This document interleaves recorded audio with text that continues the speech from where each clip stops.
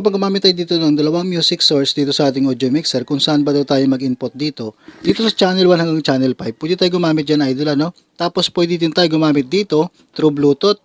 Tapos mayroon din tayong mono input. So kapag mayroon tayong source dito sa ating through Bluetooth, dapat wala tayong naka-input dito sa ating mono input dahil iisa lang ang kanilang volume dito. Kapag nag-volume tayo dito, kapag may naka-input tayo dito sa ating mono input, tapos may through Bluetooth, dalawa yung magiging music natin. Kaya kung mayroon tayong through Bluetooth, o may ginagamit tayo dito sa ating monoline input, pat yung isa dito sa channel 5 or channel 4 para magkaiba sila ng volume. Itong volume natin sa channel 5, kapag mayroon tayong naka-line input dito na source natin na music, tapos ito naman yung sa Bluetooth or naka-mono input. So para hiwalay sila, hindi sila magsabay. Itong ginagamit naman natin na connector dito, ito 3.52 dual mono TS. Pwede ito sa mono input, pwede naman ito sa single lang, katulad nito.